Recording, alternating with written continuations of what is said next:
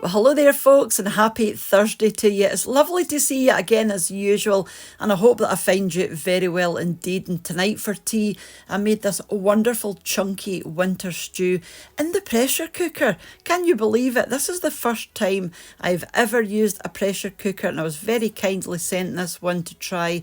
This is the Cosori 5.7 litre.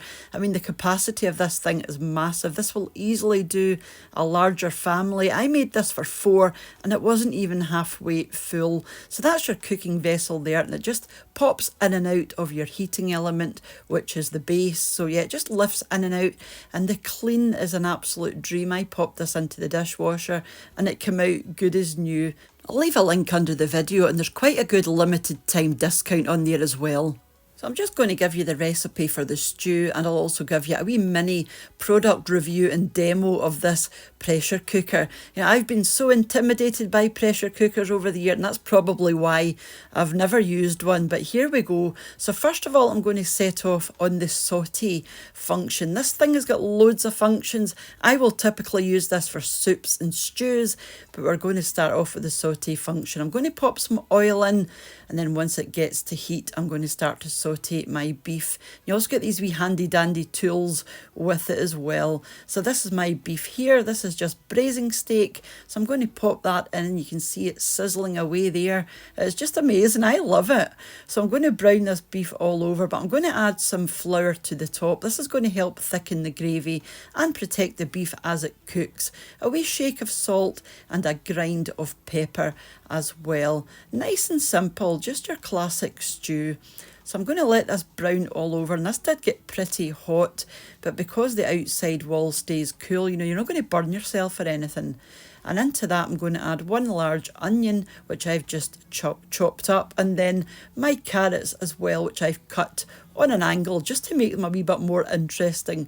So stir those in, and I'm also going to add some swede again, just a nice chunky dice, and then some baby potatoes, which I've sliced through the middle.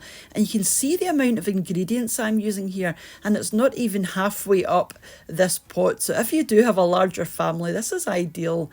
I'm going to add a pint of thick beef gravy as well. Don't be tempted to add too much liquid, because your vegetables and, you know, your meat will release a lot of extra liquid. So you don't want it a soup, you do want this to be a stew. Give your Worcester sauce a wee stir through as well, and it's as simple as that. Pop your lid on, and there's a wee orange dot on the lid and on the unit that you just line up, and it clicks on really easily. Then you can press cancel, and that will reset the pressure cooker. Then I'm going to use the stew feature, and that's telling me it'll give me 30 minutes, and this is on high. I don't need the keep warm function. Press start, and it will start to preheat again, and then once it's at the right temperature, it will start to cook. And this was me 30 minutes later. So on the top, you have your safety valve, and you also have your pressure release switch, because obviously there's loads of steam in there now. So you want to lower this wee switch, and it will release all of your steam. Once it's safe to open, this wee button here will drop down just like this. I mean, how simple is this? It's quite idiot proof actually, that this does come with instructions. I didn't look at the instructions, which you should do. You know, I'm not telling you to do that. Do read the instructions, but I didn't bother. It was so simple.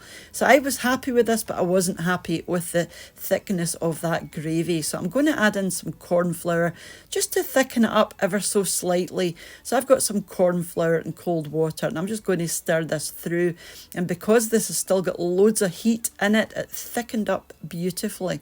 The last thing I'm going to do is add in some frozen peas, and all you really need to do to these is warm them through. So give them a good stir through, let this sit for a couple of minutes, and this will, you know, it will be ready to serve. This was absolutely delicious, like I said, and just look at this. The beef was lovely and tender, the veggies were lovely and soft, but this is a bit away from our tea time at the moment, so I am going to test out the keep warm function. I just want to quickly show you the lid again. So those two orange dots, you just line up and it just swivels on and off. So like I said, I am going to use the keep warm function.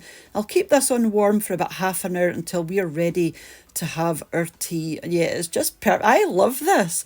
You know, I just can't believe I was so intimidated for so many years when it's as simple as this. Granted, I mean, these have obviously, you know, come on leaps and bounds since the old stainless steel ones you used to get many years ago. But this is just so sleek, so easy to use. Like I said, I used this without the instructions, which I don't recommend, but it was just that simple. So I'm no longer intimidated, and this is going to be fantastic for things like my curries, my stews, you know, all that kind of thing. Although it does do cake and rice and all sorts of other things. But yeah, I'm going to have loads of fun with this, and I will leave a link to Amazon underneath the video if you want to go and check this out with a view of buying it for yourself. But just before I leave you, I wanted to say, as usual, a huge thank you to the supporters of the channel over on my Patreon page and to the channel members here as well. And I do need to update those, which I will be doing in the next week or so. And thank you all for watching and leaving your lovely comments. And thank you for Cosori for sending this my way. And I'm going to be using this quite a lot, I reckon. So take care. Thanks for watching and bye for now. Bye now.